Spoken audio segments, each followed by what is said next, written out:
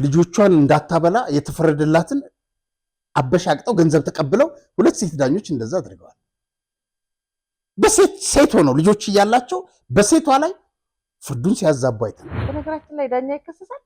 እሱን እኮ ነው። አሁን ለምሳሌ አቶ ፉአድ በፐርሰንት አስቀምጠዋል። እርካታ፣ ያፈጻጸም፣ የዳኝነት ስተት አስቀምጠዋል።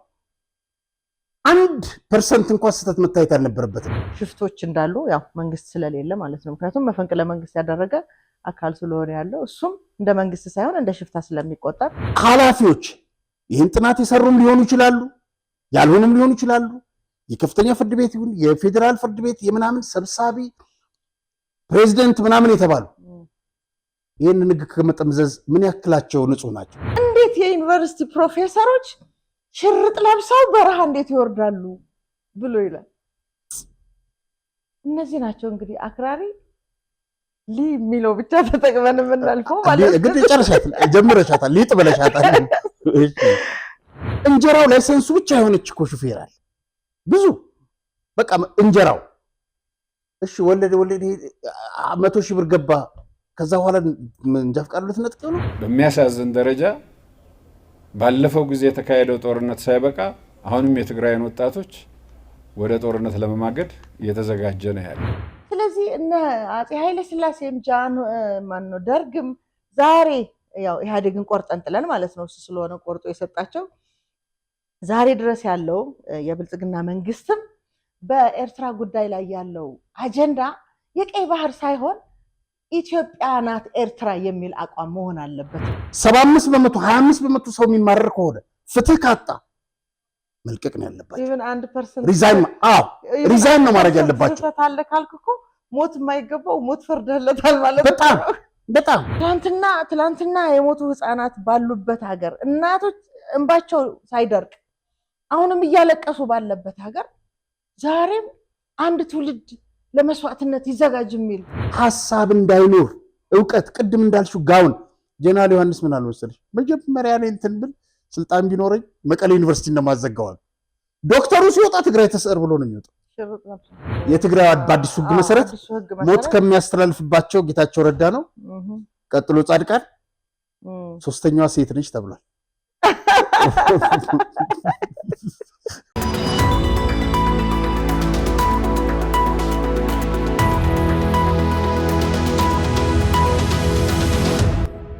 ለእርሶም ለልጆቹም ይሆናል። ውርስም ቅርስም ነው። በዲፕሎማቶች መቀመጫ በሆነው አፍሪካ ህብረት አጠገብ በመሃል ቡልጋሪያ ከባለ 1 መኝታ እስከ ባለ 3 መኝታ ክፍል እንዲሁም ሱቆችን አቅሞን ባማከለ መልኩ በተለያየ ካሬ አማራጭ ለሽያጭ ማውጣታችንን እያበሰረ ድርጅታችን ከዚህ በፊት በካዛንችስ ሰርተን ያስረከብነውን +18 አፓርትመንት ህንፃ ለስራችን ምስክር ነው። አሁን ላይ ደግሞ ዘመናዊ አፓርትመንቶችን ከታላቅ ቅናሽ ጋር በታማኝነት እናስረክቦ እርሶን እየጠበቅን እንገኛለን። በቡልጋሪያ አዲስ የተለቀቀውን ሳይት ምክንያት በማድረግ ቀድመው ለሚመጡ 20 ደንበኞች በካሬ 89,000 ብር ተጨማሪ 25% ታላቅ ቅናሽ የማይደገም ወርቃማ ዕድል ሰመር ሪል ስቴት። ስለ ቤቶች ዲዛይንና አቀማመጥ እንዳያስቡ የአዲስ አበባን ዘመን ተሻጋሪ ቅንጡ ስካይላይት ሆቴልን የሰሩ የአርኪቴክት እጆች ለእርሶ ምቾትን በሚሰጡ መልኩ ሆነውም ተሰርተዋል። ምን ይሄ ብቻ የጋራ መገልገያዎች ከሚያስቡት በላይ ተዘጋጅተዋል። ቤቶ እየኖሩ የሚከፍሉት 50% የባንክ ብድር ተመቻችቷል። ከ700,000 ብር ጀምሮ በመክፈል ቤቶን መዋል ይችላሉ። ፈጥነው ቤቶን ያዙ። ለበለጠ መረጃ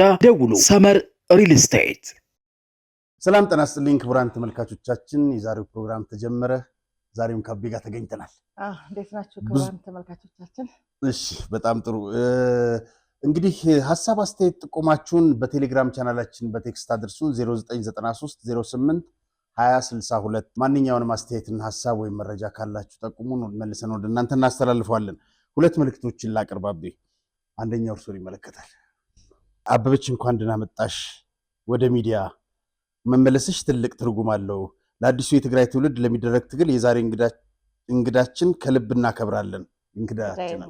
እናከብራለን። የትግራይ ሕዝብ ታሪካዊ ጠላቱ የህወሓት የስብሃት ነጋ የፊውዳል ቤተሰብ ስብስብና የሻዕቢያ አሽከር የሆኑትን ውስን የደም ነጋዴዎች አስወግዶ የትግራይ ወጣት ታሪክ ጻፍ፣ በደማቁ አስወግድ፣ ደብረጽዮንን፣ አማኑኤል አሰፋን፣ ፈትለወርቅን አስወግድ ነው የሚለው። በጣም ጥሩ ትክክል ሐሳብ ነው። ደጋፊዎቻቸውም ሊያስወግዷቸው እየጣሩ ነው። አሁንማ እሱን እንመጣለን። ቆይ በ18/10/2018 ዓ.ም ይድረስ ለኢትዮ ዴሊ ሚዲያ ጉዳዩ ነጭ ጋዝ እጥረትን ስለማሳወቅ ይሆናል። በጉዳዩ ላይ ለመጥቀስ እንደተሞከረው በምስራቅ ሐረርጌና ሐረር አካባቢ ነጭ ጋዝ ከጠፋ ቆይቷል። ባለማደያዎች ምክንያቱን ሲጠየቁ የሚሰጡት ምላሽ መንግስት ነው ነጭ ጋዝ እንዲጠፋ ያደረገው በማለት ይናገራሉ። ስለዚህ የነጭ ጋዝ እጥረት መፍትሄ እንዲያገኝ ዘንድ ጉዳዩ የሚመለከታቸው አካላትን በመጠየቅ መልሱን በሚዲያችን አስተላልፉልን በማለት ትብብራችሁን በትህትና እንጠይቃለን። ይኸው ለሚመለከተው አካል ጉዳዩን አስተላልፈናል። መልካም። እንግዲህ በመንደርደሪያነት በእኔ በኩል ያስኳቸው ነጥቦች አሉ። በ22 በፊት ቺቺኒያ ተብሎ የሚጠራው አካባቢ የወሲብ ንግድ ይካሄዳል። አሁንም እድሜያቸው 18 ሌላ ሀገር መስሏል። ማንም ሰው በዛ አካባቢ ቢያልፍ እኔ አሁን ኦልሞስት ከ6 ወር በፊት እዛ ነበርኩኝ፣ እዛ ሰፈር ነበርኩኝ። ግን ባለፈው ሳምንት በዛ መንገድ ሳልፍ እዛ አካባቢ ምን ነበር ብለህ ባስብ ሊመጣልኝ አልቻለም። ምክንያቱም ሌላ ነው ምስሉ። አካባቢው ሲቀየር ደግሞ እዛ አካባቢ የነበረው ተመሳሳይ ድርጊት አይኖርም ብለህ ነው የምጠብቀውና አሁንም እዛ ቦታ እንደዛ አይነት ድርጊት አለ ነው የምትለው? አዎ፣ በቪዲዮ ጭምር ልከውልናል። ከዚህ በፊት ማቅረበ ነው ነበር አቤና ቤቶች እየተከራዩ ነው፣ ማሳጅ ቤቶች በሚል ነው። እነዛ ከክፍለ ሀገር የሚያመጧቸው 16 እና የ15 ዓመት ልጆች በቪዲዮ እንዳዩዋቸው በጣም አጸያፊ ንግግር ነው የሚናገሩት፣ በመኪና ለሚተላለፈው አስፋልት ውስጥ እየገቡ ማለት ነው። እና ልጆቻቸውን ሴት ልጆቻቸውን ይዘው ከትምህርት ቤት የሚመጡ አምሽተው ያ ጥያቄ እንደዚህ እናድርግልህ እንደዚህ ተብለው ሲጠየቁ ህፃናት ልጆች እየተሸማቀቁ፣ ሁለተኛ ምንድነው የሚያወሩት አይነት ቤተሰብ፣ በጣም ብዙ ቤተሰብ እዛ አካባቢ ቤቱን ለቆ ሄዷል። እርምጃ ለምን እንደማይወሰድ አይታወቅም። ግን ልንገርሽ የጸጥታ አካላት ተብለው እዛ የሚመደቡት ከወሲብ ንግድ በጣም መኪና ገዝተው ሀብታም ሆኗል። እነዚህ ወሲብ ንግድ የሚያካሂዱት ሰዎች ግለሰቦች ናቸው፣ በጣት የሚቆጠሩ ናቸው። ከነሱ ገንዘብ ይቀበላሉ። የፖሊስ አባላት ሄደው ይተኛሉ። ለዛውም እንደሚያደርጉ አላውቅም።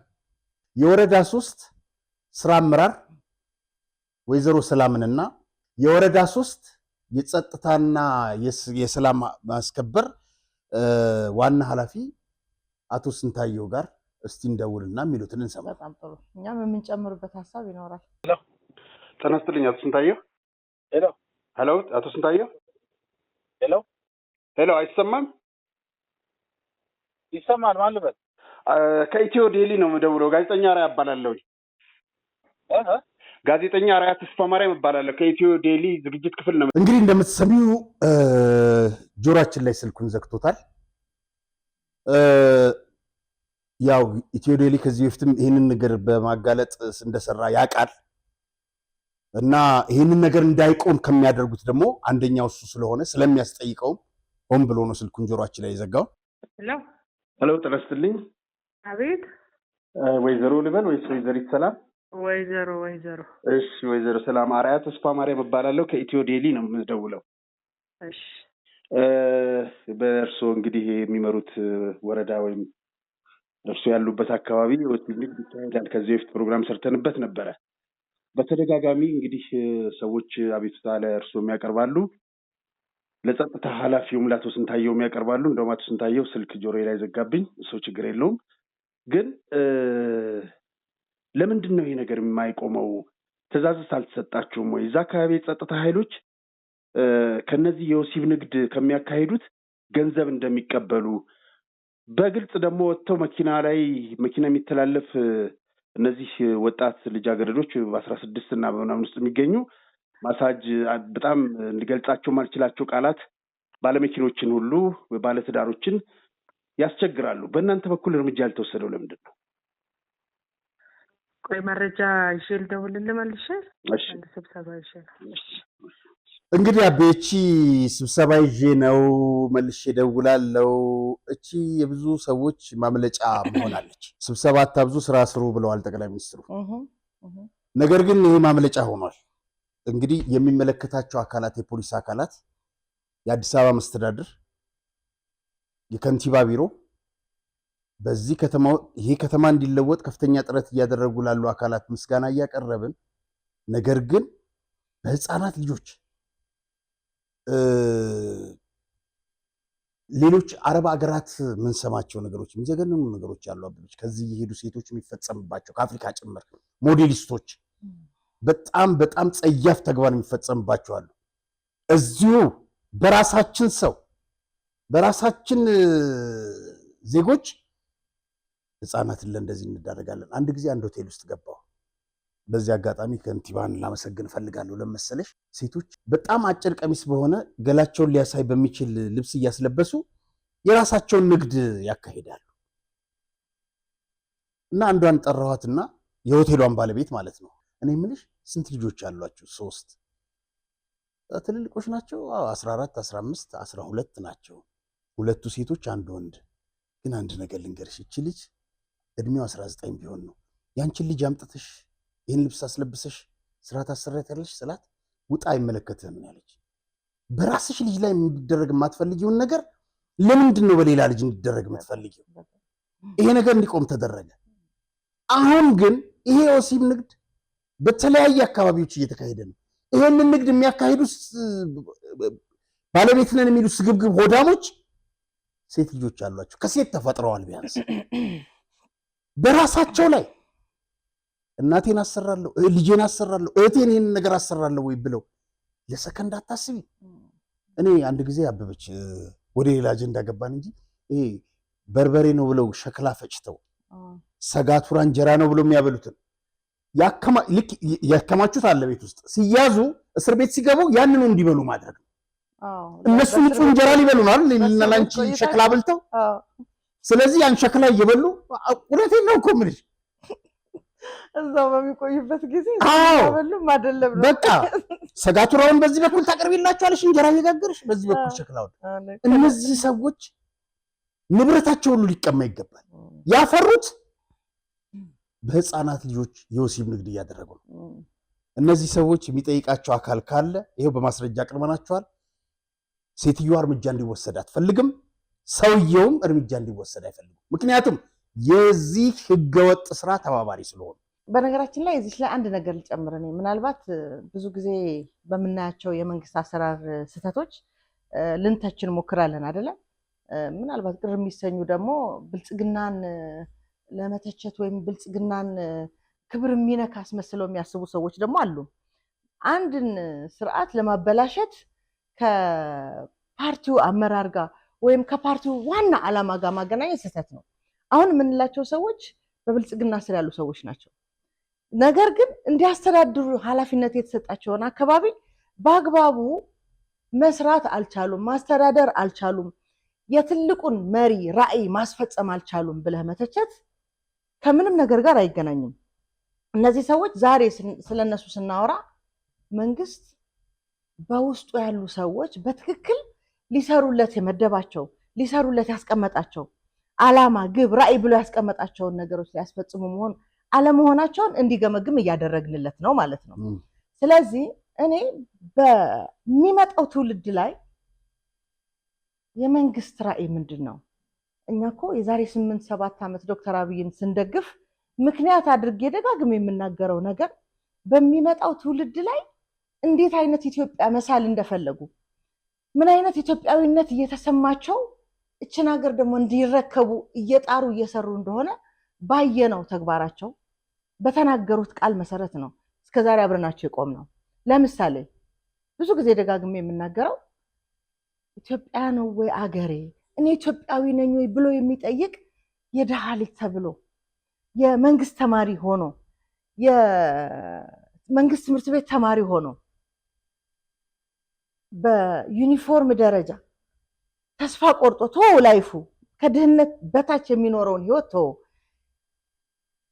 የሚበላውን ሀሳብ ያላደረገ ህይወት ሲኖር የነበረ በጣም የድሃ ልጅ እችን ሀገር እንደ ሀገር ሳይሆን እንደ ሁለተኛ ዜጋ የሚያስብን ትውልድ ከዚህ አስተሳሰብ ነፃ አውጥተው አዲስ ትውልድ እንዲፈጠር፣ አገር የሚረከብ ትውልድ እንዲፈጠር በትምህርት ቤቶች ያደረጉትን ኢንቨስትመንት እናውቃለን። የትምህርት ምገባ፣ ዩኒፎርም፣ የወላጆቻቸውን ስራ ትምህርት ቤቱ ለሚያቀርበው ምገባ ወላጆቻቸው እንዲሰሩ አድርገዋል ብለናል አይደለ?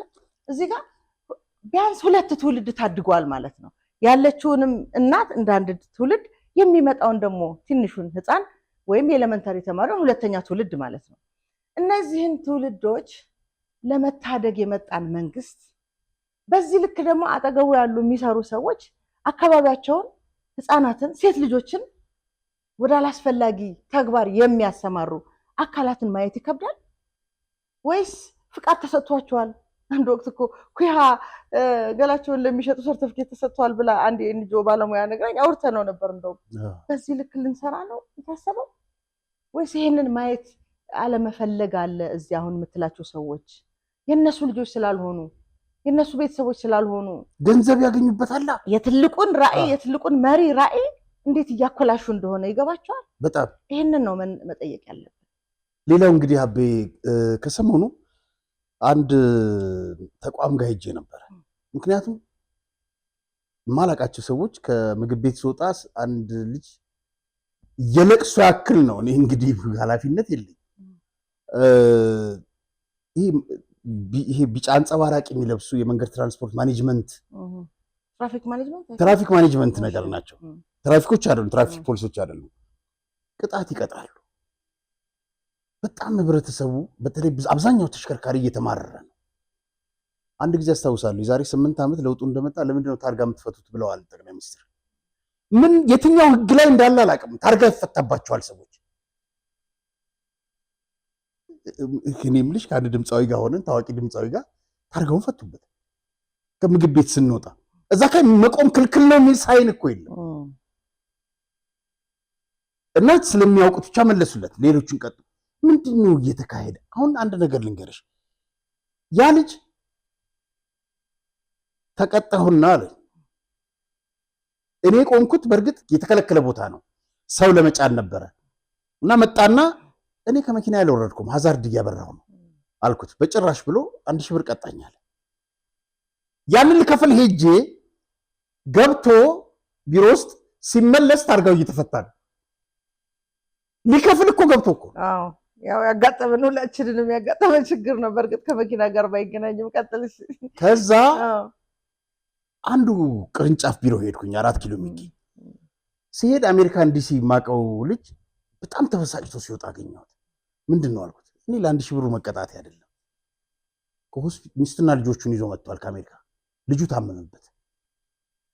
ሆስፒታል ደጃፍ ላይ ሊጭናቸው መኪናውን አመጣው። የተከለከለ ቦታ ቆመሃል። ልጅ አለ አልኩታል። እስቲ ተመልከት፣ እዚህ ጋር የታመመ ልጅ ነው የጫንኩት። ለገንዘቡ አይደለም ልቀጣ፣ የተከለከለ ቦታ ነው የቆምኩት አለኝ። አሜሪካን ታውቃለህ፣ በቃ እንደዚህ አይነት ቦታ ላይ ትኬት ታገኛለህ። ሰብአዊነት አንድ ትራፊክ ፖሊሶች አሁን በጣም ሰብአዊነት አላቸው፣ እውነት ለመናገር አላቸው። እነዚህ ግን አንደኛ ሊሰሙሽ አይፈልጉም አብዛኞቹ። ሁለተኛ ታርጋ ለምንድን ነው የሚፈቱት? ታርጋ የፈታች መውሰድ ህግ አይደለም። ምንም የወጣ እንትን የለም። ምናልባት ይሄ ከማህበረሰቡ ዘንድ የደረሰን ብሶት አይደል? ደግሞ አሁን ትራፊክ ማኔጅመንቱ ጋር ደግሞ ሄደን እናጣራና እንደገና እኮ ላጣራ ደግሞ ሄድኩልሻ። የአንድ ሰው ጉዳይ ይዤ ሄድኩኝ። የተቀጣው 1000 ብር ከ9 ወር ከ10 ወር በፊት ነው። ስንት ዳለበት ስል ወዲያው ታብሌት ላይ አውጥተው 26000 ብር 26000 ብር። እንዴ በየቀኑ ስንት ነው ስል 100 ብር ይወልዳል። ባንክ እንደዛ ይሰጣል። ኧረ ስለ ባንክ ስናነሳ ሌላም ጉዳለ እና ምን እኔ በ97 ዓመተ ምህረት ምርጫ ሊካሄድ ሲባል ታክሲ ሹፌሮች ከፍተኛ ለቅንጅት ከፍተኛ ሚና ተጫውተዋል። ታክሲ ሹፌሮች ይወቅቱ በኋላ ብዙ ታክሲ ሹፌሮች ቆሌድ ዕዳ ነበረባቸው። አንድ ልጅ ነፍሱን ይማር በቅርቡ ሞተ። 36000 ብር ዕዳ ነበረበት እና ብዙዎቹ 30-40 ሺህ በቃ አይከፍሉም ነበር። ምን አደረገ ወያኔ? በቃ ኢህአዴግ እንትናችሁን ሰርዤላችኋለሁ ቅጣታችሁን አለ። መንግስት በየዓመቱ ለእስረኞች ምህረት ያደርጋል አይደል? ለእነዚህ ሹፌሮች ምን አለበት ምህረት ቢደረግላቸው? መቀጣት የለባቸውም እያልኩ አይደለም። ቅጣት ግን አስተማሪ እንጂ ገንዘብ መሰብሰቢያ መሆን የለበትም። ህብረተሰብ የሚያማርር መሆን የለበትም። እንጀራው ላይሰንሱ ብቻ የሆነች እኮ ሹፌር አለ ብዙ። በቃ እንጀራው እሺ ወለደ 100,000 ብር ገባ። ከዛ በኋላ እንጃ ፍቃድ ልትነጥቀው ነው? ሌላ ስራ አጥ ለማባዛት ነው? እንደ መንግስት ይሄንን የሚመለከታቸው የማኔጅመንት ኃላፊዎች ወይም መንገድ ትራንስፖርት የሚመለከታቸው ከሆነ ምላሽ ከሰጡን እናስተናግዳለን። ግን እኔ ያየኋቸው የገጠሙኝን ትዝብቶች ነው።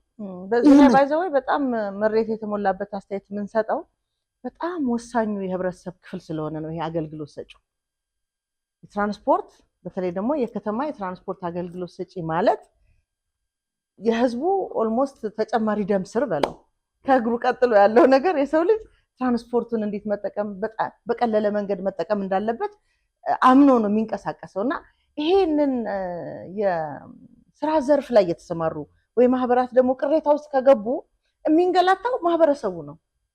ተመልሰው ማለት አሁን እነዚህ የትራፊክ ማኔጅመንት ምናምን የምንላቸው አካላት እየቀጡ ያሉት እንደ ግለሰብ አይደለም ማየት ያለባቸው። ያ ግለሰብ የሚሰጠው አገልግሎት የማህበረሰብ ክፍል እንዴት እንደሚጎዳ ልክ አንድ ዶክተርን አንድን የህክምና ባለሙያ ዶክተርን ለምን ያህል ሚሊዮን ሰው ነው ምድቡ ተብሎ የሚቀመጥ እንትና አይደለም እንደዛ ማለት ነው። ስለዚህ እነዚህን የአገልግሎት ሰጪ አካላት በተለያየ መንገድ በነገራችን ላይ አንዱ የተሻለ የሚባል ለነሱ የተሰጠው ከመንግስት የተሰጣቸው እድል የታክሲ ሹፌሮች ወይም የትራንስፖርት አገልግሎት ግብር አይከፍሉም ይባላል አይደለም። ግብር አለመክፈላቸው አስደስቷቸው በሚገባ ለህዝቡ ሊያገለግሉ የሚፈልጉትን ያህል በሌላ መንገድ ደግሞ በዚህ ልክ የሚቀጡ ከሆነ ምኑን ግብር አልከፈሉም ይባላል። ስለዚህ በተቻለ መጠን የህብረተሰቡን አገልግሎት ሰጭነት ታሳቢ ተደርጎ ከግብር ነፃ እንደሆኑት ሁሉ ከሚደረገውም ስህተታቸው የሚገባቸውን ቅጣት ከአገልግሎታቸው አንጻር ቢታይላቸው ብለን እንለፋው። እውነት ነው፣ ልክ ነሽ። ምክንያቱም ምህረት ቢደረግላቸው እኔ በጣም ደግሞ ማተኮር የምፈልገው ብዙ ጊዜ ስለሚያጋጥመኝ 10-15 አድርጋ ተሸክመው ይሄዳሉ ፈተው። ምን ማለት ነው? ደግሞ እኮ የተከለከለ እየሰራን ነው ለማለት ነው አይደል? የተከለከለ እኮ እንትን የለም፣ የተከለከለ አርማ ምናምን የለም። ብቻ ከሚያንገላቱት የህብረተሰብ ክፍል አንጻር ይዩት። እውነት ነው። ከሹፌሩ ወይም ከመኪናው ባለቤት አንጻር ሳይሆን የሚሰጡትን አገልግሎት ትክክል ነው። ሁለተኛ መንግስትም ይህንን ነገር የሚመለከታቸው አካላት እስከዛሬ ያለባቸውን ዕዳ ሰርዘናል ቢባል አድናቆትና ክብር ነው የሚያተርፉት። በጣም ጊዜ እንኳን አይደለም ገንዘብ የእድሜ ልክ ስርዓት ምናምን ምህረት ይደረግ የለ ያኔ ከታሳሪው በላይ አገር እኮ ነው የምትደሰተው። በጣም የሆኑ በቃ ታስረው የነበሩ ከቤተሰብ ርቀው የነበሩ ሰዎች አዲስ ዓመት ሲሆን ደግሞ በጣም ይበልጥ ደስ ይልሃል አይደለ? እኔ እና አንቺ ተከፋን ስብሐት ሲፈጠር። አይ ብዙ አልተከፋውም ታስታውሳለህ። ምክንያቱም አንድ ሽማግሌ እዛ ታሰረ ሞተ። ለእኔም ለአንተም ለኢትዮጵያም ህዝብ ስፔሻሊ ለትግራይ ህዝብ ትርጉም አይ ይሄንን ያነሳ ነው ለመሰለሽ ምን አለን እነዚህ ምህረት ቢደረግላቸው። እውነትህን ነው። በሱን ነው ይሄ እንኳን መጥፎ ነቀርሳ ሽማግሌ ምህረት ተደረጎለት ለምንድን እንግዲህ በዚህ አንጻር ነው ፊርማ ሰባስበው ይምጡና እኛ ወደ መንግስት እንወስደዋለን። እውነት ነው። አይ ሹፌሮች በጣም ተማረዋልና ብሶታቸው ይሰማላቸው። እኔ እኮ አልኩሽ ይዤው የሄድኩት ልጅ ኪሱ 1 ብር የለም። ኬት አምጥቶ 26 ሺህ ሊከፍል የልጆች አባት ነው፣ የሶስት ልጆች አባት የሚስተዳድረው በቃ ላይ እንትኗ የሱ ዲግሪ ያቺ ላይሰንስ ነች። መተዳደር እሷ በደስታ አገልግሎት ይሰጣሉ ብዬ አስባለሁ። አሁን በደንብ ሁለተኛ ተጠንቅቀው ነው ያሽከረክራሉ። እኔ እናንተን የትራፊክ ማኔጅመንት ኃላፊ አድርገው እንዳይሾሙ ብቻ አንድ ቀን በዚህ ሁኔታ እሺ፣ እንዲህ ያው ብንተሳሰብ ደስ ይላል ማለት ነው። እውነት ነው። ቅድም መካከል ላይ የንግድ ባንክ ብዬ ጠቀስ አድርጌልሽ ነበር። እኛ እንደው ይህንን መልእክት የሚሰሙ አካላት የንግድ ባንክ ኃላፊዎች መልስ ቢሰጡን ጥሩ ነው። የሰሜን አሜሪካ ስፖርት ውድድር አለ በየዓመቱ። ፖለቲካዊ ውዝግብና አንዳንድ ነገሮች አይጠፉትም። አቤኔ 10 ምናምን ዓመት ስቀመጥ አንድ ቀን ሄጄ አላውቅም። ሰዎችንም አውቃቸዋለሁ፣ በጣም የሚያከብሩኝ ሰዎች አሉ። መሄድ የማልፈልግበት የራሴ ምክንያት ስላለኝ ነው። አንድም ቀን ዲሲም ተካሄደ የትም ቦታ ይጋብዙኛል፣ ሄጄ አላውቅም። ግን ዋናው እሱ ሳይሆን የኔ መሄድና ለመሄድ ሳይሆን ኢትዮጵያውያን የሚገናኙበት መድረክ ነው። ከጁላይ 4 ሁሌ ከጁላይ 4 ጀምሮ እስከ 1 ሳምንት ነው የሚፈጀው ይመስለኛል ውድድሩ። ከካናዳም ከሌላም ቦታ ይመጣሉ ኢትዮጵያኖች። ከዚህ ስፖርተኞችና ታዋቂ ሰዎች ይጋበዛሉ። አንድ ጊዜ ለ2 ፌዴሬሽን ሁሉ እስከ መሰንጠቅ ደርሷል። ብርቱካን ሚደቅሳ መምጣት አለባት የለባትም በሚል ብዙ ዝግብ ተፈጥሮ ነበር። ምክንያቱም ስፖርትን ይሄ ከፖለቲካ ነፃ ነው በሚል ነው። አሁን ግን ኢትዮጵያን የምስራቅ አፍሪካ ዋንጫ እንድትበላ አድርጓል። ተካበ ዘውዴ የሚባል በረኛ ነበር። በኋላ ሀገሩን ክዶ ሄደ። እሱ ነው ሲናገር የሰማሁትና የኢትዮጵያ ንግድ ባንክ $100,000 ስፖንሰር ልሆናችኋል። እኔ አንቺ ወፉ ምናምን የምናስቀምጠው ገንዘብ አለ ኢትዮጵያ ንግድ ባንክ። ከዛ የሚወስደው የሚያገኘውን ከኛ የሚቆረጥ ነገር አለ። ትራንስፈር ስታረጊ ምን ስታረጊ የሚቆርጠው ብር አለ፣ ታክስ ቫት ምናምን እያለ በምን ስሌት እንደሆነ ሊገባኝ አልቻለም። $100,000 አሜሪካ ድረስ ስፖንሰር ልሆናችሁ ብሎ ሲሄድ ሄድ ከዚያ አንፈልግም ተብሎ ተባረረ። ውርደት ነው ይሄ፣ በጣም ውርደት ነው። ኢትዮጵያ ንግድ ባንክ 25 ሚሊዮን በላይ ደንበኞች አሉት። ከተመሰረተ ስንት ዓመቱ ነው? 60 ዓመቱ ምናምን። አይ ረጅም ነው። ወደ 80 ሳይጠጋ መሰለኛ። ከእስክንድር ጋር ኩያማቾች ናቸው። እስክንድር አሰፋ ምሳሌ እያደረኩ ታዲያስ ከዛ አንተ ምን ሩቅ አስኬደህ እኔና አንቺ የምናስገባው ከኛ ግብር የሚቆረጥ የምንለው እኮ ይሄ እኮ ሌላ ሀሳብ ነው፣ ሩቅ ነው። ቅድም ስለ ታክሲ ያልናቸው የህብረተሰብ ክፍል እኮ የትራንስፖርት አገልግሎት ሰጪ ያልናቸው የህብረተሰብ ክፍል ማለት ማንን ነው የሚያገለግሉት? እኔ እናንተን እዚህ ከተማ ያለውን በየትኛውም አካባቢ ያለ ኢትዮጵያዊን ነው። እያንዳንዱ ኢትዮጵያዊ በየቀኑ ውለው ለራሱ ለሀገሩ ለቤተሰቡ የሚያበረክተውን አስተዋጽኦ ታሳቢ አድርገህ እነዚህ የትራንስፖርት አገልግሎት ሰጪ አካላት የሚሰጡን አገልግሎት ደግሞ ለስራችን ስኬት የሚያበረክቱትን መልካም ነገር እያወራን ነበረ። የእነዚህን ሰዎች ቅጣት በየደቂቃው እየሰበሰብክ እንዴት ተደርጎ ነው ወደ አሜሪካ $100,000 ተልኮ በዛ ላይ ኢትዮጵያን በየቀኑ ለማዋረድ የሚሰለፉ? በጣም ነው የሚገርምሽና ኢትዮጵያ ህገ መንግስት ያጸደቀውን ባንዲራ ይዘው ወጥተው ያውቃሉ እንዴ? በጭራሽ። እሱ ብቻ አይደለም እኮ የሚያሳዝነው፣ ይሄ ንግድ ባንክ የዶክተር አብይ ንግድ ባንክ ነው እንዴ? ኧረ እሱማ እግዚአብሔር ይስጣቸው እንኳን አንቀበልም ማለት። ንግድ ባንክ ስለምን እዚህ ውስጥ ገባ? የሚገርም እኮ ነው። ምን ይኸውልሽ፣ የኢትዮጵያ እግር ኳስ ለመለወጥ ጠቅላይ ሚኒስትሩ በዚህ በአዲስ አበባ ውስጥ ከ2,000 በላይ ሜዳዎች ሰርተዋል አይደል? ለታዳጊ ፕሮጀክት ለምን አይሰጥም? ሜዳው ተሰጠ። የታዳጊ ፕሮጀክት ደግሞ ጠቅላይ ሚኒስትሩ ወርዶ መስራት የለበትም። ንግድ ባንክ ይህን ገንዘብ ለፕሮጀክት ቢያውል ለልጆች፣ ለትውልድ ግንባታ፣ እንደውስ ከስፖርት ጋር በተገናኘ አሳስቦት ከሆነ ለትውልድ ግንባታ። ታዲያስ እዛ ሄደሽ መፈክር ጥላቻ ሊቀሰቀስበት ብር ትሰጣለህ እንዴ? የሚያሳፍር ነው፣ የሚያሳዝን ነው። እንግዲህ በሌላው ያስኩት ነገር ምንድነው፣ ባለፈውም ጊዜ በተደጋጋሚ እያነሳ ነው ያለነው ነገር ትኩረት ለፍትህ፣ ለፍርድ ቤት፣ ለዳኞች ይሰጥ ብለናል። በጣም በአጽንኦት ያነሳ ነው ጉዳይ ነበር ባለ። እና ሰሞኑን በሪፖርተር ጋዜጣ ላይ እንዳየሁት የፌዴራል ደረጃ ፍርድ ቤት ሰብሳቢ ፕሬዚደንት አቶ ፉአድ ኪያር እና አንድ ዳኛ ዳንኤል አበበና ሌላም ደግሞ በዚሁ ላይ ተመርኩዘው አንድ ጥናት ሰርተው ይፋ አድርገዋል። ማለት የዓመቱን ሪፖርት አጠቃላይ በፌዴራል ደረጃ ፍርድ ቤት በመጀመሪያ ደረጃ ማለት ነው የፍርድ አሰጣጥ ሂደት ላይ 89% የሚሆኑ ውጤቶች በህጉ የተደነገገውን መሰረት አሟልተው የተጻፉ መሆናቸውን እንደሚያሳይ ነው አቶ ዳንኤል የገለጹት ይልና ሆኖም ውሳኔ ሲሰጥ ተገቢውን ህግ አለመጥቀስ፣ የሚቀርቡ ማስረጃዎች የፍርድ አካል አለማድረግና ሁለት አይነት ፍርድና ውሳኔ መስጠት መስተዋሉን አመልክተዋል። አሁን ለምሳሌ 47 የሂሳብ ባለሙያዎች እንዲባረሩ ተደርገዋል ሰሞኑ። ትክክለኛውን ኦዲት ባለማድረጋቸው ማለት ለምሳሌ የፌዴራል ዋና ኦዲተር ደግሞ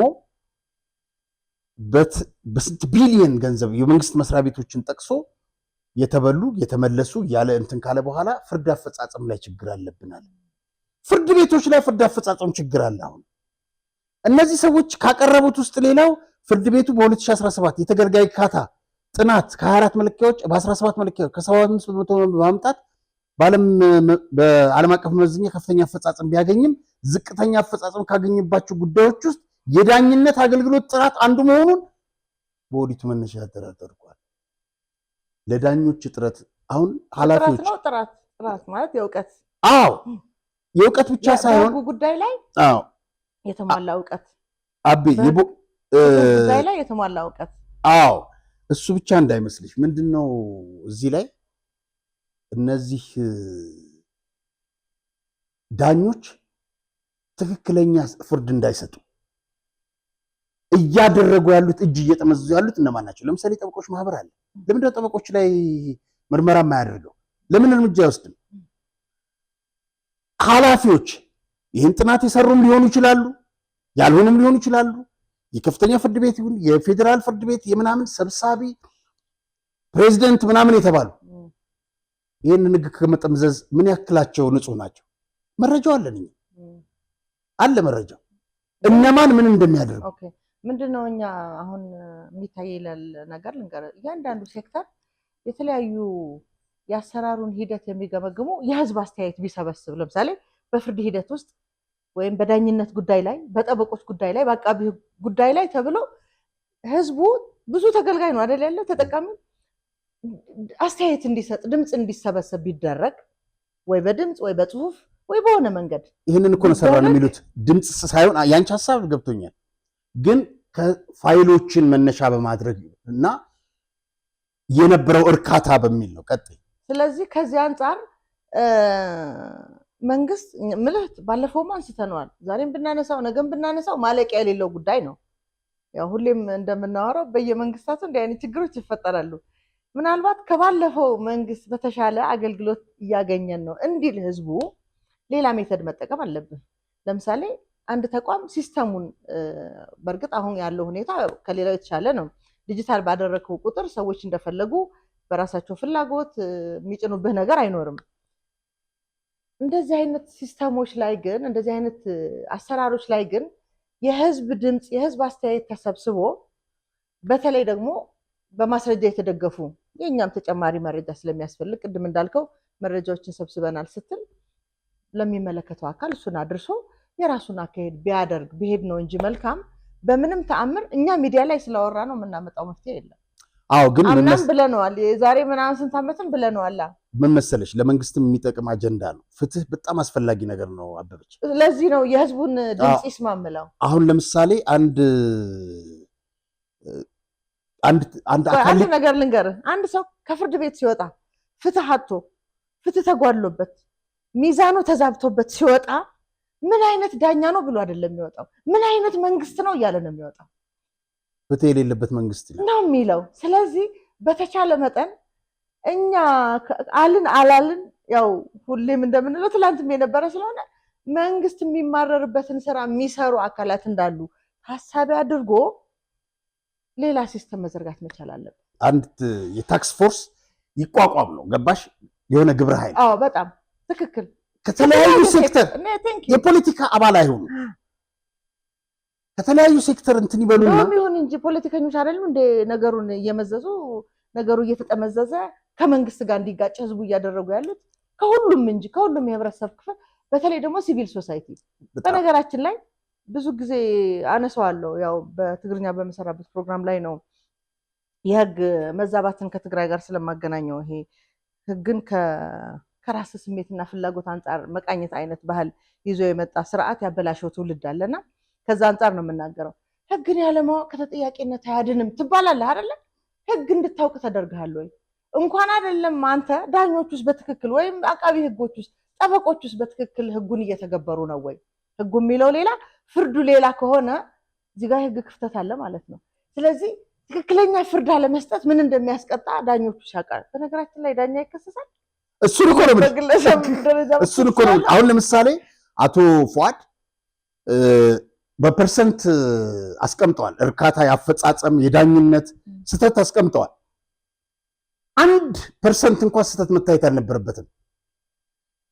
እሳቸው እንደውም ከኃላፊነት ሊለቁ ነበር የሚገባው። ምክንያቱም እሳቸው የሚያስተዳድሩበት ፍርድ ቤት ውስጥ 75 በመቶ 25 በመቶ ሰው የሚማረር ከሆነ ፍትህ ካጣ መልቀቅ ነው ያለባቸው። ኢቭን 1% ሪዛይን ነው ማድረግ ያለባቸው። ስህተት አለ ካልክ እኮ ሞት የማይገባው ሞት ፈርደለታል ማለት ነው። በጣም ስለዚህ ሪዛይን ነው ማድረግ ያለባቸው። አይ ማን አስተምሯቸው ሪዛይን ማድረግማ ቀርቦ። አዎ ግን ምን መሰለሽ እያንዳንዱ ለምን እንደዚህ አይነት ጥሰት ተፈጸመ፣ ከጀርባ እነማን በገንዘብ ይዘውራሉ፣ ውጭ ሀገር ያስቀመጣችሁ የጠበቆች ማህበር በተለይ ጠበቆች ላይ እርምጃ ውሰዱ። ምክንያቱም ነገ የሚወጣ ብዙ መረጃ አለ። የታክስ ፎርስ እንትን ሲል ብዙ ነገሮች ይፈተሻሉ። በጣም በጣም ሲፈተሽባቸው አንገታቸውን ነው የሚደፉት። ፍትህ ወሳኙን ስለው በአገር ጉዳይ ኖት በግለሰብ ጉዳይ ላይ አይደለም፣ በሀገር ጉዳይ ራሱ የፍትህ ጥያቄ ወደ አላስፈላጊ ነገር ስለሚያመራ ፍትህ ላይ ሁሌም እንሰራለን። አበበች በነገራችን ላይ ፌስቡክ ላይ በጣም አክቲቭ ነበርኩ። ብዙ ሰው ይከተለኝ ነበር በፊት። አሁን ትቼዋለሁ። ዶክተር አብይ ወደ ስልጣን ለውጥ እንደመጣ መጀመሪያ የጻፍኩት ብርቱካን ሚደቅሳን ፍትህ ውስጥ መድቧት ነበር ያልኩት።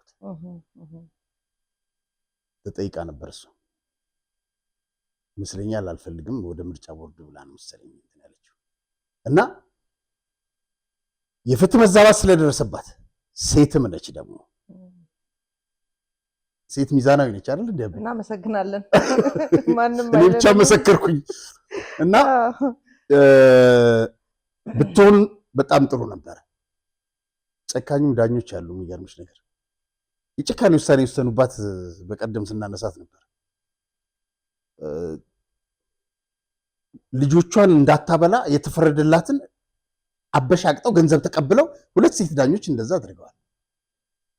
በሴት ሆነው ልጆች እያላቸው በሴቷ ላይ ፍርዱን ሲያዛቡ አይተናል። እንሰማታለን የምትለው እናቀርባታለን። እና እነዚህ ሰዎች ላይ እንግዲህ የጠራናቸው ጠበቆችና ዳኞች ኃላፊዎች ላይ ትኩረት ይሰጥ እንላለን። አቤ እንግዲህ ሌላው በትላንትናው ዕለት የወጣው የአሜሪካ መንግስት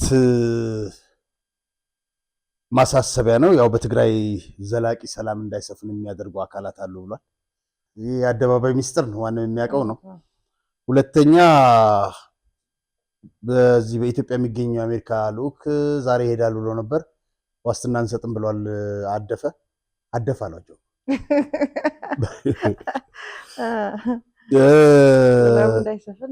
ሰላም እንዳይሰፍን የሚፈልጉ አካላት አሉ ማለት እኮ አለመሄዱ ራሱ ትልቁ ማረጋገጫው ነው። መንግስት ከሌለ ሰላም አይሰፍንም። ሰላም ካልሰፈነ ደግሞ ማንም ደህንነቱ ተጠብቆ መንቀሳቀስ አይችልም ማለት ነው። ስለዚህ አለመሄዳቸው ምክንያት ሰላም እንደሌለ፣ ያንን ደግሞ የሚያደናቅፉ ሽፍቶች እንዳሉ ያው መንግስት ስለሌለ ማለት ነው። ምክንያቱም መፈንቅለ መንግስት ያደረገ አካል ስለሆነ ያለው እሱም እንደ መንግስት ሳይሆን እንደ ሽፍታ ስለሚቆጠር በዚህ ልክ ይገለጻል የትግራይ ጉዳይ። ግን ሁሌ መግለጫ ያወጣ መፍትሄ ይመጣል ወይ ነው። ይሄ ምናልባት በቅርብ ጊዜ የሰማነውም ተመሳሳይ መግለጫ ነው ለኔ ሳስበው። እርምጃ የተወሰደው የጉዞ ማዕቀብና ያላቸው ንብረት እንዳይንቀሳቀስ እኮ ተብሏል። እሱንማ ምን ትርጉም እንደሰጡት ሰምተን የለ እንዴ? ሻቢያም ላይ እኮ መንግስት ኤርትራ ላይም እኮ ተደርጎ ነበረ። እኛ ሲጀምር መች ከሀገራችን እንውጣለን ብለው እኮ ያው ማህበረሰቡን ለማዛባት የተጠቀሙበት ፕሮፓጋንዳ እንደሆነ እናውቃለን። ግን ተግባራዊ የሆነ ነገር እስካላየህ ድረስ ለነሱ ይሄም ፌዝ ነው ልልህ ፈልጌ ነው። ተግባራዊ ሆኖ የምናየው በአሜሪካን ሳይሆን በራሳችን እውነት ነው። እንግዲህ በእነሱ በአፈሙዝ ይዘውት አስገድደው ከዛ ደግሞ አፈሙዝ ወገኑ ላይ የሚያነሳው ወጣት ሲነቃ የዛን ጊዜ እንግዲህ ያስወግዳቸዋል። የነቃም ይመስለኛል እንግዲህ አብዛኛው በቀደም በስንት ሺህ ነው መጣ የተባለው ወደ አዲስ አበባ ተጓጓዘ የተባለው ከትግራይ ብቻ በርከት ያለ ቁጥር ነው ብቻ የመጡት የተባሉት ወደ 290 ሺህ ሰው ወደዚህ 1 ሚሊዮን በላይ እኮ ተፈናቅሏል። በዚህ በጦርነቱ ወደዚህ ወደ መሀል ከተማ የመጣ ወደ ሱዳን ወደ ሊቢያ በረሃ የገባ ሊቢያ በነገራችን ላይ ዘገሽ ግልግል ሰው ወደዛ እየሄደ እየታፈነ ገንዘብ አምጡ እየተባለ አንድ የቲዲኤፍ አባል አይተሽዋል። እጅና እግሩ ተስሮ እየቀጠቀጡት እየሰቃዩት ለቤተሰቡ ቪዲዮ ተልኮ ባካችሁ ተባበሩት የሚል ሶሎዳ ላይ ነው ያየሁት። ማን እንደሚልክ ታውቂያለሽ? እዚህ ያሉ ደላሎች ከዛ ይልኩላቸዋል። እነዚህ ገንዘቡ የምታስገቢው በኢትዮጵያ ንግድ ባንክ ነው። በኢትዮጵያ ንግድ ባንክ ነው የምታስገቢው። ከዛ ስልካቸውን ያጠፋሉ ወይም ሲማቸውን ይጥሉታል። መልሰህ ብትደውል እሱ አይደለም ገንዘቡ ባንቺ ስም ገባ ለወረሊያን ትራንስፈር ብታደርጊው እኮ ይደረስበታል ብትፈልግ። እውነት ነው። ከዛ በኋላ አንዳንድ የጸጥታ አካላት የፖሊስ ጋር ብትሄጂ ለምሳሌ እነዚህን እንኳን አይደለም እነዚህን ተደጋጋሚ ተናግረናል። ግን ይሄ ለምሳሌ አካውንት ሻክ ተደርጎ ምናምን በዋትስአፕ ይሄን ያክል ገንዘብ ምናምን ብሎ ሰውየው እንትን ያደርጋል አይደል? ሄድን ያሉ ሰዎች ሄደው ለፖሊስ ጣቢያ እንደዚህ ሲሉ እኛ እሱን ስንከታተላሉ እንደሚሉሽ እና ይሄንን ብለዋል። በዚህ ዙሪያ ደግሞ ከሰሞኑ አገራዊ ኮሚሽን ውይይት ላይ ጀነራል አለምሸት ደግፌና ጌታቸው ረዳ የተናገሯቸውና አነጋጋሪ የሆኑ ጉዳዮች አንስተዋል። እስቲ እነሱን በቅደም ተከተል እንመልከት። የውስጡን እየተጠቀሙ የውስጡን ሁኔታ እያራገቡ ችግር እየፈጠሩብን ነው ያሉት። አሁን ያለው የቲፒኤልኤፍ አክራሪ አመራር ምን ደረጃ ላይ እንደደረሰ እየተከታተላችሁት ነው ያላችሁት። የወታደራዊ ምልመላ ግዴታን በህዝብ ላይ ጭምር የጫነበትና ልክ የዛሬ 5 ዓመት ያደርገው እንደነበረው እየወጣ የሚፎክርበት ሁኔታ ላይ ነው ያለው።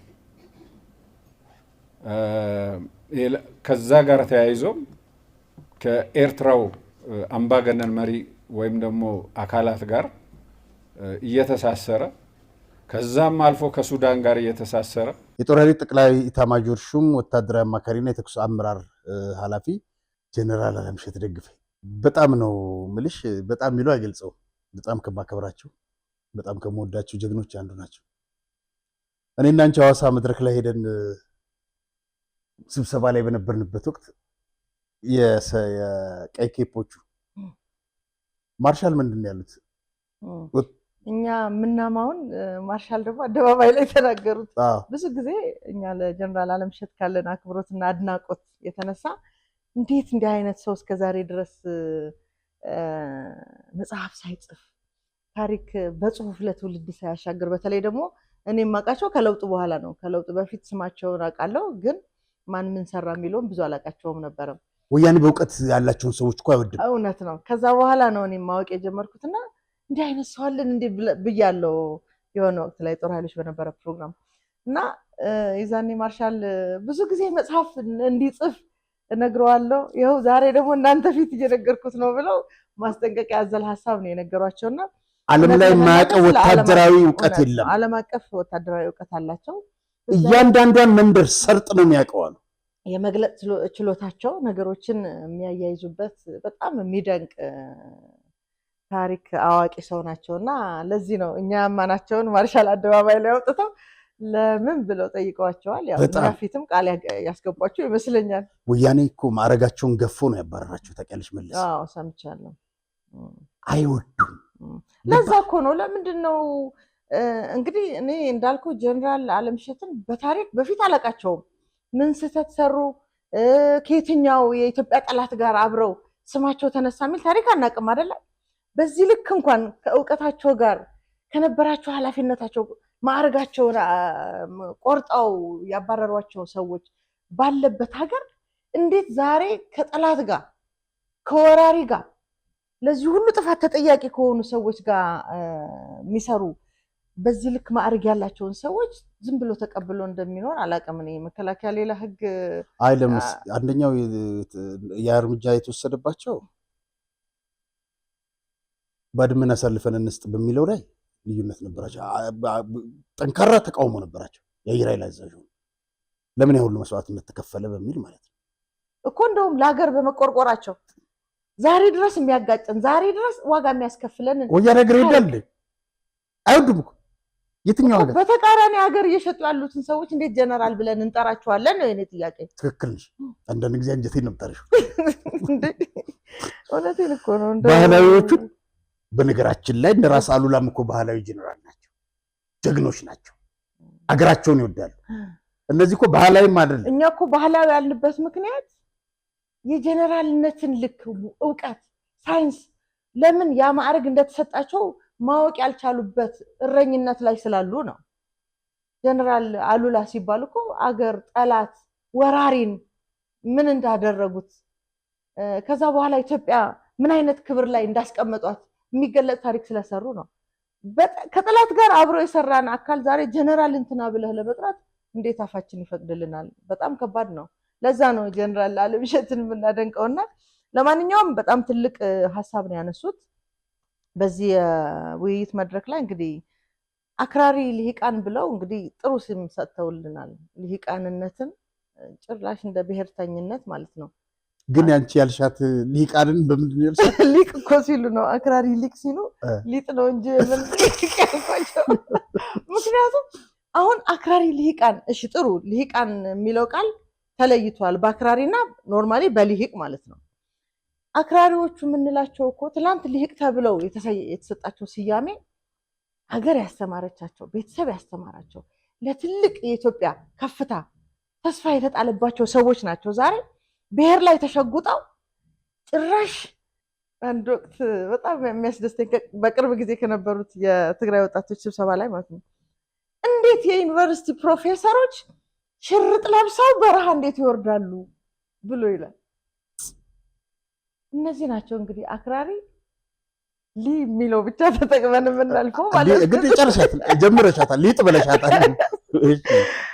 በዚህ ልክ የገለጿቸውን ሰዎች በደንብ አድርገው አሳይተውናል ምን አይነት ሰዎች እንደሆኑ። እስከዛሬ ድረስ ለኢትዮጵያ ከትውልድ ወደ ትውልድ ላለፉት 50-60 ዓመታት ዋጋ የከፈሉ ኢትዮጵያውያን መነሻ ምክንያቱ እነዚህ አክራሪ ልሂቃን ናቸው ብለው ገልጿቸዋልና በዚህ ልክ ደግሞ መቀጠል እንደሌለበት በተለይ ኢትዮጵያ የተጋረጡባት የውስጥና የውጭ ጠላቶች ብለው ሲገልጿቸው በነገራችን ላይ ለውጮቹ ብዙም አልተጨነቁም።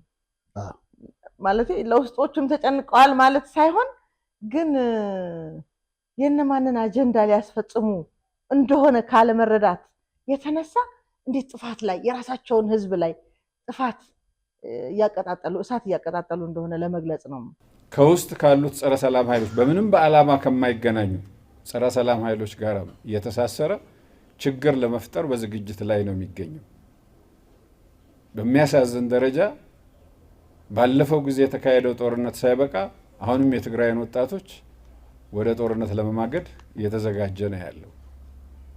ከዛ ባሻገር በአንድ በኩል ኢትዮጵያዊ ነን ለኢትዮጵያ እናስባለን የሚሉትም አክራሪ የአማራ ናሽናሊስቶች ፋኖ በሚባል የሚጠሩት እነዚህም ከአገሪቷ ብሔራዊ ፍላጎት ውጪ ከሌሎች የውጭ ኃይሎች ጋር እየተጣመሩና በፍጹም በዓላማ ከማይገናኙት ከቲፒኤልኤፍ አክራሪ አመራር ጋር ጭምር እየተቀናጁ ኢቭን ኢትዮጵያን ኦሮሚያን ከኢትዮጵያ ለመነጠል ከሚታገለው የሸኔ ከሚባለው የሆነ ክንፍ ጋር ጭምር እየተቀናጁ የሚሰሩበት ሁኔታ ነው እየታየ ያለው።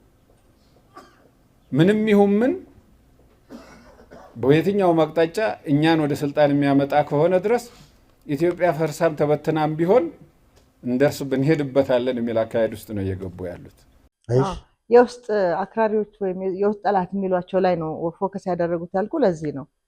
ምክንያቱም የትላንትናውን ስህተት ሳያርሙ ሁሌም እንደምንለው ህጻናቱ በየመንገዱ የቀሩት ወጣቶች ሬሳቸው እንኳን በአግባቡ ሳይሰበሰብ ቤተሰብ በአግባቡ ሳያለቅስ መርዶውን ሰምቶ ዛሬም ተመሳሳይ ድርጊት ለመፈጸም ከጎረቤት ጠላት ሀገር ጋር እየሰሩ ነው ብሎ ቲፒኤልኤፍን እንደ ምሳሌ ጠቅሷል።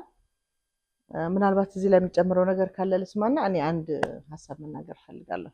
ጀነራል አለምሸት በጣም ጥሩ ወታደር ናቸው።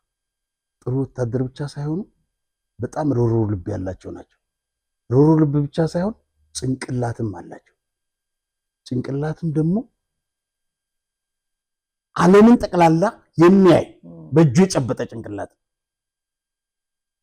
ጭንቅላታቸው ደግሞ በጉራና እኔ ያውቃለሁ አይነት እንትን የታነጸ አይደለም፣ ከዛ የጸዳ ነው። ጠጋ ብለሽ ስታወራቸው አንቺን ሆኖ ያወራል፣ ወፉን ሆኖ ያወራል፣ እኔን ሆኖ ያወራል። ምንም አይነት ለመቀበል ዝግጁ ናቸው። ጠንካራም ኢትዮጵያዊ አገር ወዳድም ናቸው። ሁሉ ነገር የተካኑ ናቸው። እንዲህ አይነት ሰው እንዲህ አይነት ወታደር መጨረሻ ላይ ምንድን ነው የሚሉት? ስለ ሰላም ህዝቡን ለሰላም በጣም እስቲ እንስማት። እኛ እንደ ወታደር ማድረግ ያለብንን ማድረግ ይኖርብናል። የታወቀ ነው። እንደ ወታደሮች ካለብን ሁኔታ አንጻር ለስራው መዘጋጀት ይጠይቀናል። ዘመኑ የሚጠይቀው ጦርነት ከዘመኑ ቴክኖሎጂ ጋር የዘመነ የሄደበት ሁኔታ ነው ያለው። ከዚህ ጋር አብሮ መሄድ ይጠይቀናል። በድሮ አይነት የሰራዊት ግንባታ መቀጠል አንችልም። አዲስ ከመጣው የድሮን ጸረ ድሮን ወዘተ ሚሳይል ከነዚህ ቴክኖሎጂዎች ጋር በይበልጥ መተዋወቅና በእነዚህ ሊቃጣብን የሚችለውን ጥቃት ደግሞ መመከት መቻል ይኖርብናል። ስለሆነም ሰራዊታችን የውስጥ ችግሩን ከመቋቋም ባሻገር ከውጭም ሊመጣ የሚችለውን ደግሞ በዘመናዊ ቴክኖሎጂ የውስጡም ዘመናዊ ቴክኖሎጂ አይታጠቅም እያልኩ አይደለም፣ ግን ከውጭ በስፋት ሊመጣ የሚችለውንም እያሰበ ከዚህ አንጻር የሰራዊታችን ስልጠና ሞደርናይዝ እየተደረገ ጊዜውን የሚመጥን እየሆነ ትጥቃችንም ጊዜውን በሚመጥን ሁኔታ መንግስት እና ህዝብ ካለው አቅም አኳያ እየታጠቅንና እየተዘጋጀን መሄድ ይጠይቀናል። እንግዲህ እንዳለ ሆኖ በአጠቃላይ በውይይቱ ብዙ ሀሳቦች ይነሳሉ፣ ምክረ ሀሳቦችም ይቀርባሉ። ስለሆነም አንደኛውና መሰረታዊ ነገር የውስጥ ችግራችንን የሚፈታበትን መንገድ የማየት በንቃት መንቀሳቀስ ይጠይቃል። ከዛ ባሻገር ህዝቡን ለሰላም ማነሳሳትም ይጠይቃል እና በአጠቃላይ ሰላምን ለኢትዮጵያ ማምጣት ማለት ኢትዮጵያን እንደ አገር ማስቀጠል ብቻ ሳይሆን እድገቷንም ማስቀጠል ማለት ስለሆነ ከዚህ አንጻር መረባረብ ይጠይቃል። አይሽ ወታደር ለጦርነት ብቻ ሳይሆን ለሰላም መነሳሳት ይሄ ነው እውቀት። እነ መግቢያ ተነስተ ይፎክሩልሻል። ሰው አታነጣጥራቸው በእናትህ አደነከሩና ቆይ ለምገርሽ ዛሬ ትላንትና ለሞቶ ለትግራይ ህዝብ እየተቆረቆሩ ያሉት ጀነራል አለምሸት ናቸው። እየገደሉ ያሉት ለማነጻጸር ፈልጌ አይደለም። የትና ምንና ምን ታነጻጽራለሽ? ምንድነው መሰለህ አሁን እኮ የጀነራል አለምሸትን ለምን ከነዛ ጋር ልናነጻጽር እንደማይገባ ብዙ መናገር ያለብን እውነት አንደኛ እነዚህ ጀነራሎች በወታደራዊ ሳይንስ እውቀት ነው የመጡት።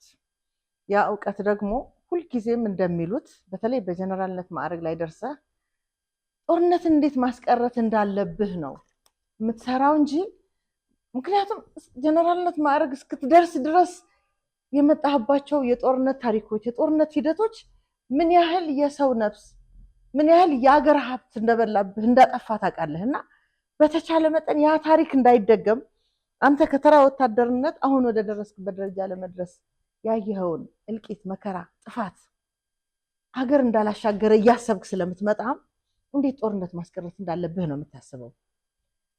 ለዛ ነው አሁን ትላንትና የሞቱ ህፃናት ባሉበት ሀገር እናቶች እንባቸው ሳይደርቅ አሁንም እያለቀሱ ባለበት ሀገር ዛሬም አንድ ትውልድ ለመስዋዕትነት ይዘጋጅ የሚል ስሙ ደግሞ ልክ እንደነ ጀነራል አለምሸት ጀነራል የሚል ማዕረግ የተሰጠው ሰው አይከብድም? ኤርሚያስ ለገሰ ምን አለ መሰለሽ ምግበን አስተምሬዋለሁ እስከ 4ኛ ክፍል አለ።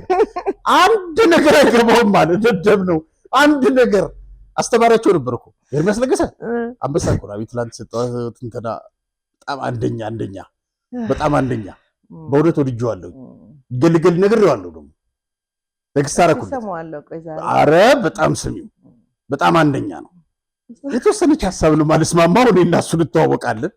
በጻድቃን ላይ ያለው አቋም ምናምን እኔ የተለየ አቋም ኖሮኝ አይደለም። ወጥተው ይናገሩ። ባለፈው እንዳየነው ይቅርታ እውነቱን ጦርነቱ እንዴት እንደተጀመረ ይንገሩን ነው የምለው። እዚች ናጋ ነው ልዩነታችን ከኤርሚ ጋር። አሁንም ለጥፋት የተሰለፈ ኃይል አለ። ያ ኃይል ደግሞ ትውልዱን አሰልፎ ሊያስበላው ነው። ይሄንን ትውልድ ከዛ ኃይል ጋር መለያየት አለብን። ይሄን ለመለያየት ደግሞ እነሱ እውነታውን መጥተው መናገር አለባቸው ነው አቋማቸው። ይሄ ነው በቃ። እናመሰግናለን። እውነት ነው። እና ኤርሚ የጫማ ቁጥራቸውን ሁሉ ያውቀዋል። ጭንቅላታቸው ብቻ ነው አይገባም ደደብ ነው ይለዋል እንትናል ምግበን እና እኔ ለማነጻጸር አይደለም። በዚሁ መሸጋገሪያነት አቤ የዛን ሁለት ከጀነራል አለምሸት ጋር የውይይት መነሻ ሐሳቦች ካቀረቡት አንዱ አቶ ጌታቸው ረዳ ነው። ምን አለ እስቲ የሚለውን እንስማና አስተያየት ትሰጭበታለሽ። የኤርትራ በኢትዮጵያ ላይ የምትደቅነው የናሽናል ሴኩሪቲ ስጋት ብዙ ትንታኔ የሚፈልግ አይደለም። በተግባር በተደጋጋሚ የታየ መጣ throughout almost generations። ኢትዮጵያ ውስጥ ያሉ ዲስግረንትልድ አኩራፊ ኃይሎችን በማደራጀት እዚች ጋር ትላንት ኤርሚያስ ምን አለ መሰለሽ አዲሱ ድመቶች ይላቸዋል እንደማለት ነው አላውቅም። እነዚህ እዛ ያሉትን ማለት ነው። ጭራ ቀረሽ ሚላትም አለች ምናምን ብቻ አብዛኛው ጌታቸው ንግግር ነው ያበሳጫቸዋል። ተንጫጩ አለ የትግራይ ማህበረሰቡ ምናምንም አብዛኛዎቹን አየኋቸዋል። ኤርሚያስ አንዳቸውን በሐሳብ ሲሞግቱት አላየሁም። አንዳቸውን በሐሳብ ሲሞግቱ አላየሁም። ኤርሚያስ ያ ሐሳብ ሙገታ እኮ የሚባል ነገር ትግራይ ውስጥ አለ ኢትዮጵያ ውስጥ እንዳይኖር እኮ አድርጎ ነው እነ በረከት ስምኦንና እነ ወያኔ ሰራው። አንዴ ነግሬሻለሁ አይደል የ2002 ነው 2003 የወጣውን የበረከት መጽሐፍ አንብቤው 400 ምናምን ገጽ ነው አስታውሳለሁ። ላኩልኝ ብዬ አነበብኩት። ከዛ ወደ ኋላ ተመልሼ አነበብኩት። ወደ ኋላ ተመልሼ ሳነበው ለማቅለም ለማስመር በ200 ገጽ ውስጥ ከ300 በላይ ስድቦች ለቀምኩኝ። በ200 ገጽ ውስጥ በአንድ ገጽ እነስዬን የሚሰድባቸው እሱ የፈለገ ያርጋቸው በአንድ ገጽ 10 ስድብ ለቀምኩልሽ። 10 እንደዚህ ያሰማሩ። ትውልዱን ምን ያስተማሩት ነው? የሆነ ነገር ስትናገሪ ለስድብ ሐሳብ የለም እና ጌታችሁ መንግስትን ሊያታልል ነው ከዚህ በፊት እንደዚህ ሆኖ ምናምን እያሉ ነው አለ እንትን የሚያደርጉት ሐሳብ እንዳይኖር ዕውቀት ቅድም እንዳልሽው ጋውን ጀነራል ዮሐንስ ምን አለ መሰለሽ መጀመሪያ ላይ እንትን ብል ስልጣን ቢኖረኝ መቀሌ ዩኒቨርሲቲ እንደማዘጋዋል ዶክተሩ ሲወጣ ትግራይ ተሰር ብሎ ነው የሚወጣው። እሺ እንቀጥልና ጌታቸው ላይ አስተያየት ይጭበት። ኢትዮጵያ ውስጥ ምንም አይነት ስቴቢሊቲ እንዳይኖር ማድረግ ነው ትልቁ ስጋቱ። በእኔ እምነት የኤርትራ መንግስት በቀጥታ ኢትዮጵያን የመውረር ብቃት ሊኖረው የሚችለው የኢትዮጵያ ውስጥ አቅም እንዲዳከም የጀመራቸው ስራዎች ተጠናክረው ከቀጠሉት ብቻ ነው። መልካም እንግዲህ ዛሬ በተለይ በአቶ ጌታቸው ባነሱት ነገር ላይ መግቢያው ላይ ያው እኛ ያላቀረብ ነው ግን መግቢያው ላይ ምን ብሎ ነበር? የአፄ ኃይለ ሥላሴና የደርግ መንግስት በኤርትራ አያያዝ ጉዳይ ላይ የተሳሳተ አካሄድ ስለነበራቸው ነው ምናምን የምትል አንድ አስተያየት ሰጥቷልና ምናልባት ዛሬ ላይ ሆነን ስናስበው ደግሞ እንደውም አሁን የብልጽግና መንግስት ሶስተኛው መንግስት በትክክል የኤርትራን ጉዳይ የያዘበት መንገድ ነው ልክ ነው ብዬ ነው የማምነው። ለምን ካልከኝ ያኔ እነሱ ወደ ኤርትራን ለማስገንጠል ሄዱ ብለን ዛሬ ድረስ የምናወራው በእነሱ አባባል ስህተት ነው። ምክንያቱም ራሱ ፕሬዝደንቱ ኤርትራን ለማስገንጠል አይደለም እኛ ግብጽ ስትረዳን የነበረችው ኢትዮጵያን ለማፈራረስ እንጂ ነው ያሉት። ናይ ግብጽ ደገፍ ንኤርትራ ወይ ደገፍ ተዳነ ነይሩ ኮይኑ ንኤርትራ ከም ሞጓጠይ ንኢትዮጵያ ቅሳነት መኽልኢ መሳርሒ እምበር ኤርትራ ናጽነታ ክትረክብ ሞ ልኡላውነት አረጋጊጻ ክትነብር ትኽእላ ዝብል ሐሳብ አይነበረን። ስለዚህ እንደ አንድ ቲፒኤልኤፍ እንደ አንድ ኢሃፓ እንደ አንድ የመኢሶን በለው አሁን ያሉት እና አክራሪው ፋኖ በለው ሸኔ በለው ኦነግ በለው እንደ አንድ የኢትዮጵያ ጠላት ነው እንጂ የሚቆጠረው እንደ ጎረቤት ሀገር ሆኖ አይደለም የተዋጋን። የኢትዮጵያ ጠላት ሆነው ብለን ስም ዝርዝር እንዳወጣንላቸው እስከዛሬ ድረስ ስማቸው እንደቀጠለ ተግባራቸውም እንደቀጠሉት የኢትዮጵያ ጠላቶች ግን ደግሞ ከኢትዮጵያ የወጡ እንጂ አገር ሆነው ትላንትና አገር ስላልነበርን ከኢትዮጵያ ጋር አንድ ስላልነበርን በሚል እሳቤ አይደለም የኤርትራ የመገንጠል ጉዳይ ሐሳብ የመነጨው። ለምሳሌ ኢትዮጵያን ለማፈራረስ ቲፒኤልኤፍ እንትና ይረዳዋል ብለን የምናመጣቸው ሐሳቦች አሉ አይደል? ለምሳሌ ቲፒኤልኤፍ ሻዕቢያ ይረዳዋል፣ ቲፒኤልኤፍ ደግሞ ፋኖን ይረዳል፣ በፋኖና በሸኔ መካከል ያለው ግንኙነት ኢትዮጵያን ለማፍረስ ነው እያለን ጠላትነት የነበራቸው ግን ደግሞ ኢትዮጵያን ለማፍረስ አንድ የሆኑ አሉ።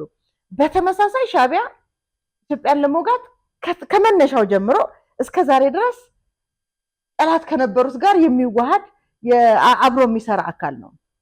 ከምንም ነገር በላይ ኢትዮጵያ አካሏ ሆና ኤርትራ ማለት ነው የኢትዮጵያ አካል ሆና በነበረችበት ዘመን ያለ መሪ እስካሁን አለ። ያ መሪ ኢትዮጵያዊ መሪ ነው፣ ኢሳያስ አፈወርቂ ማለት ነው። ስለዚህ እነ አፄ ኃይለ ሥላሴም ማነው ደርግም ዛሬ ያው ኢህአዴግን ቆርጠን ጥለን ማለት ነው እሱ ስለሆነ ቆርጦ የሰጣቸው ዛሬ ድረስ ያለው የብልጽግና መንግስትም በኤርትራ ጉዳይ ላይ ያለው አጀንዳ የቀይ ባህር ሳይሆን ኢትዮጵያ ናት ኤርትራ የሚል አቋም መሆን አለበት ነው የኔ እምነት። በዚህ ልክ ካላየ ነው ኤርትራን አሻግረን አይተን ቀይ ባህር የምንጠይቅበት ምክንያት አይኖረንም። ሁለተኛው አንድ የአይምጽዋ የሚል መጽሐፍ ሐሳብ ልጥቀስ። የካቲት እንደ አውሮፓውያን አቆጣጠር ማለት ነው የካቲት 1990 የምጽዋ ውጊያ ጊዜ ይላል የሱዳን፣ ሊቢያ፣ ግብጽና የኢራን ባህር ኃይል ከኤርትራ ባህር ኃይል ጋር ሆኖ በውጊያ ተሳትፈዋል፣ ከፍተኛ ድልም ተገኝቷል። ይሄን ያለው የኤርትራ ባህር ኃይል ባልደረባ ነው። እውነት ነው። ስለዚህ ከውጭ ኃይሎች ጋር ሆነው ዛሬ እነ ቲፒኤልኤፍ እነ ሸኔ እነ ጽንፈኛው ፋኖ የምንላቸው ከሻዕቢያ ጋር ሆነው አገር ለማፍረስ እንደታጠቁት ሁሉ ያኔም ኢትዮጵያውያኖቹ ኤርትራውያን በትውልድ ኤርትራውያን በዜግነት ኢትዮጵያውያን ኤርትራን ለማስገንጠል ሳይሆን ኢትዮጵያን ለማመስ የታጠቁ ኢትዮጵያውያን ናቸው። ስለዚህ እንደ አንድ የኢትዮጵያ አካል ሆነው ኢትዮጵያን የወጉ ጠላት አድርገን እንደነ ቲፒኤልኤፍ ልንፈርጃቸው ይገባል እንጂ እንደ አገር ሆነው አገራቸውን ወደ ኢትዮጵያ ለመመለስ እንደምንታገል ተደርጎ መታሰብ የለበትም። በዛ ልክ ካሰብን መፍትሄ አናገኝለትም። አገር አሻግረህ ባህር አትጠይቅም ለማለት ፈልጌ ነው። ስለዚህ ብዙ ጊዜ የአቶ ኢሳያስን ንግግር እንጠቅሳለን አይደለ? እኛ በቃ ኤርትራ እንድትገነጠል ማንም አላገዘንም፣ ኢትዮጵያ እንድትታመስ እንጂ። በሴም ቲፒኤልኤፍ ዛሬ እሱን እያደረገ ነው። አንዴ በቤንሻንጉል ይመጣል ሸኔ ከፋኖ ጋር ኢትዮጵያን ለማመስ ታጥቆ እየተንቀሳቀሰ ነው። ስለዚህ ዘሴም የኢትዮጵያ አካል ሆነው ግን ደግሞ ኢትዮጵያን ለማመስ ያቺ ወንበር በነገራችን ላይ እዚህ በደንብ አድርጎ ይገልጸዋል ጌታቸው። የኢትዮጵያ ጠቅላይ ሚኒስትር ወይም ፕሬዚዳንት ብትሆን ምን ይመስልሃል ተብሎ ሲጠየቅ ኢሳያስ እንደዛን ቀን ስቆ አያውቅም። ፈገግ ያለው ለአንዴና ለመጨረሻ ጊዜ የዛኔ ነው ይላል። ያ ማለት እኛንን ኢትዮጵያዊ አይደለህም ብለን የገፋ ነው ኢህአዴግ መንግስት ማለት ነው። ኢትዮጵያዊ አይደለህም ብለን እኛ ገፋ ነው እንጂ ኢትዮጵያዊ መሆኑ የሚያምን ኢትዮጵያውያን ናቸው ኤርትራውያን በእኔ እምነት ምንም አያጠራጥርም። በመጨረሻ በዚህ ጉዳይ ላይ በነገራችን ላይ በጣም አሪፍ ትንታኔ ጀነራል ካሳዬ ጨመዳን ብንጋብዝ ጥሩ ነው። በኤርትራ ጉዳይ ጦርነቱ ላይ እንደተካሄደ የእሳቸው መጽሐፍ ብታሳነብ አበበች ዝም ብዬ ሳላስበውም ባይወርዷል። በጣም አይምጽዋንም ደግሞ ብታየው በጣም ነው የሚያሳዝነው እኮ ስንት ኢትዮጵያዊ ሬሳው ወታደር የሚከፍለው ዋጋ በጣም እዛ ላይ ታየዋለሽ። ታሪክ አለማወቅ ነው እስከዛሬም እያጋጨን ያለው እንጂ ኢትዮጵያ ብዙ መስዋዕትነት የተከፈለላት ሀገር ናት። ዛሬ ላይ ልንዋጋ ልንጣላ የሚያስችል ምንም ታሪክ አይኖረንም ነበር። ጻድቃን ትናንት ኤንቢሲ ላይ መግለጫ ሰጥተዋል። ምን አሉ እስቲ የሚለውን እንስማና እናጠቃለን። አሁን ያሉት መሪዎች ነን የሚሉት ሰዎች ቀድሞ በነበረው መንገድ ማስተዳደር አልቻሉም። በረጅም ጊዜ ዲጀነሬት እያደረገ በመጣ የፖለቲካ አስተዳደር ግን ሽፋን እየሰጡ በዛ ማስተዳደር የማይችሉበት ደረጃ ላይ ደረሱ። አሁን ባወጡት አይነት ህግ አውጥተው አስገድደው ካልሆነ በስተቀር በሌላ መንገድ የማይቀጥሉበት ሁኔታ ነው የመጣው። ይህን ደግሞ በእኔ አመለካከት ቀደም ብለው የሰሩትን ወንጀል ለመሸፈን ሌላ ወንጀል እየፈጸሙ ነው ብዬ ነው የማምነው። እንግዲህ አሁን ያወጡትን ህግ በተመለከተ ነው ጻድቃን የተናገሩት። አንድ ነገር ልንገርሽ፣ በቅርቡ ፍርድ ቤቱ ሞት ከሚያስተላልፍባቸው መካከል ግንባር ቀደሙ ጌታቸው ረዳ ነው። የትግራይ በአዲሱ ህግ መሰረት ሞት ከሚያስተላልፍባቸው ጌታቸው ረዳ ነው። ቀጥሎ ጻድቃን፣ ሶስተኛዋ ሴት ነች ተብሏል።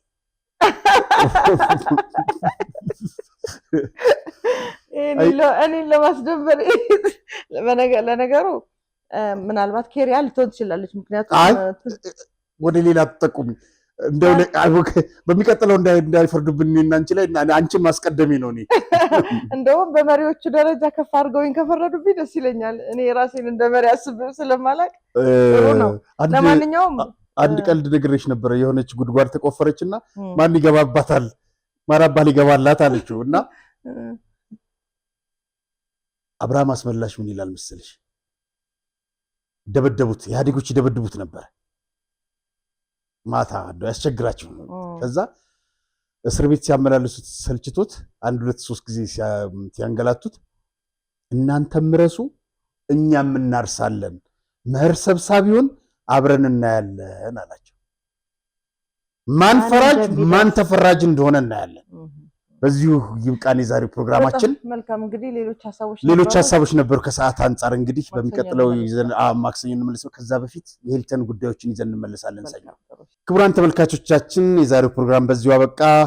ቸርን ሰንብት። ለእርሶም ለልጆቹም ይሆናል ውርስም ቅርስም ነው። በዲፕሎማቶች መቀመጫ በሆነው አፍሪካ ህብረት አጠገብ በመሃል ቡልጋሪያ ከባለ 1 መኝታ እስከ ባለ 3 መኝታ ክፍል እንዲሁም ሱቆችን አቅሞን ባማከለ መልኩ በተለያየ ካሬ አማራጭ ለሽያጭ ማውጣታችንን እያበሰረ ድርጅታችን ከዚህ በፊት በካዛንችስ ሰርተን ያስረከብነውን +18 አፓርትመንት ህንፃ ለስራችን ምስክር ነው። አሁን ላይ ደግሞ ዘመናዊ አፓርትመንቶችን ከታላቅ ቅናሽ ጋር በታማኝነት እናስረክቦ እርሶን እየጠበቅን እንገኛለን። በቡልጋሪያ አዲስ የተለቀቀውን ሳይት ምክንያት በማድረግ ቀድመው ለሚመጡ 20 ደንበኞች በካሬ 89 ሺህ ብር ተጨማሪ 25% ታላቅ ቅናሽ የማይደገም ወርቃማ ዕድል ሰመር ሪል ስቴት። ስለ ቤቶች ዲዛይንና አቀማመጥ እንዳያስቡ የአዲስ አበባን ዘመን ተሻጋሪ ቅንጡ ስካይላይት ሆቴልን የሰሩ የአርኪቴክት እጆች ለእርስዎ ምቾትን በሚሰጡ መልኩ ሆነውም ተሰርተዋል። ምን ይሄ ብቻ፣ የጋራ መገልገያዎች ከሚያስቡት በላይ ተዘጋጅተዋል። ቤቶ እየኖሩ የሚከፍሉት 50% የባንክ ብድር ተመቻችቷል። ከ700 ሺህ ብር ጀምሮ በመክፈል ቤቶን መዋል ይችላሉ። ፈጥነው ቤቶን ያዙ። ለበለጠ መረጃ